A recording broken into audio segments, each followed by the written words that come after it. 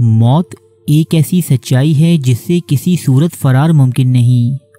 जो भी शय पैदा हुई है उसने जल्द या बदेर एक ना एक दिन फना हो ही जाना है। अलबत्ता अल्लाह जो इस तमाम कायनात का खालिको परवरदिगार है वो हर शय पर कादिर है। अल्लाह की कुदरत से इस रुए ज़मीन पर चंद ऐसे लोग भी गुजरे हैं जिन्होंने मौत की जायकी को 2 मरतबा महसूस किया है। आज इस वीडियो में हम आपको 3 ऐसे अफराद के बारे में आगाही फराहम करेंगे कि जिन्हें 2 मरतबा ज़िंदगी मिली और फिर ये बिलाखिर दूसरी मरतबा भी मौत की आगोश में सो गए। नंबर 1, लाज़ार। कुरान मजीद के मुताबिक अल्लाह ताला ने हज़रत ईसा अलैहिस्सलाम को मुर्दों को जिंदा कर देने के मौजज़े से नवाजा था। ताहम इंजील और बाज़ इस्लामी रिवायात में उन मुर्दों के नाम भी मिलते हैं जिन्हें हज़रत ईसा अलैहिस्सलाम ने मरने के बाद दोबारा जिंदा किया। इनमें सबसे पहला और मशहूर शख्स बैती अनिया का लाज़र था।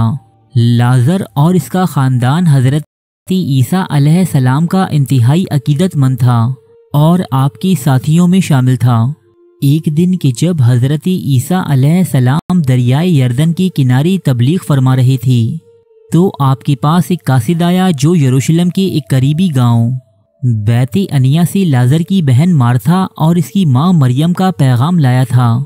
इस पैगाम के मुताबिक हज़रत ईसा अलैहिस्सलाम के दोस्त लाज़र शदीद बीमार थे। पैगाम मौसूल होने के 2 दिन बाद हज़रत ईसा अलैहिस्सलाम बैते अनिया की जानिब रवाना हुए।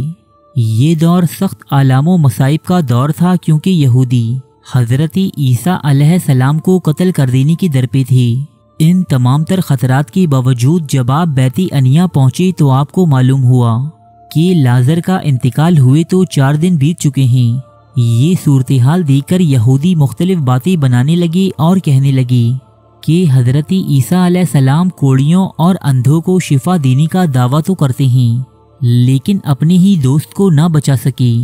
जिसके बाद हज़रत ईसा अलैहिस्सलाम लाज़र की बहन से मुखातिब हुए और इनसे कहा कि मुझे लाज़र की कब्र तक ले चलो। ये कब्र एक गार के अंदर थी जिसका मुंह पत्थरों से ढाप दिया गया था।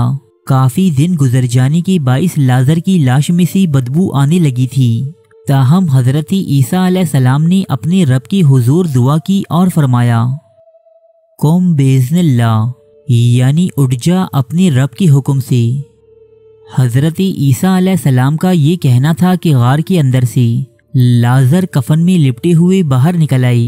ये मौजज़ा देखकर वहाँ खड़े बहुत से यहूदी हज़रत ईसा अलैहिस्सलाम पर ईमान ले आए। रिवायात के मुताबिक इस वाक़ये के वक्त लाज़र की उम्र 30 साल थी और हज़रत ईसा अलैहिस्सलाम के मौजज़े के बाइस जिंदा होने के बाद वो मज़ीद 30 साल तक जिंदा रहे। ज़रपात की बेवा और इसका बेटा। ये आज से तकरीबन 3000 साल पहले की बात है कि जब हज़रत इलियास अलैहिस्सलाम को कौमे बनी इसराइल का नबी मबूस किया गया था। ये बनी इसराइल का इंतहाई तारीक तरीन दौर था कि जब ये पूरी की पूरी कौम बाल नामी बुत की परस्तिश में मुब्तला थी। इन गुनाहों की पादाश में अल्लाह ताला ने अपने नबी हज़रत इलियास अलैहिस्सलाम के ज़रिए कौमी बनी इसराइल के बादशाह अखय्यब को ये पैगाम भेजा कि इसके मुल्क में अगले कुछ सालों तक पानी का एक कतरा भी नहीं बरसेगा और ये लोग शदीद कहत का शिकार हो जाएंगे।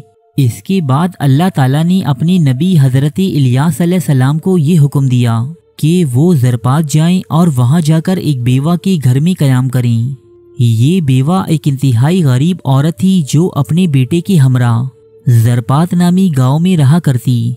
इसने अपनी तंगदस्ती और गुर्बत के बावजूद नबी हज़रत इलियास अलैहिस्सलाम की मेज़बानी की और उन्हें रोटी और पानी मुहैया किया। अलबत्ता ये बेवा औरत अल्लाह की तरफ से एक और आजमाइश में मुब्तला की गई। हुआ कुछ यूं कि हज़रत इलियास अलैहिस्सलाम के आने के कुछ ही अरसे बाद इसका इकलौता बेटा शदीद बीमार हुआ और इसकी मौत वाक़ई हो गई। इस बेवा औरत ने अपने बेटे की मौत का जिम्मेदार हज़रत इलियास अलैहिस्सलाम को ठहराया और इनसे कहा कि आपके आने के बाद ही मुझ पर गमों का ये पहाड़ टूटा है।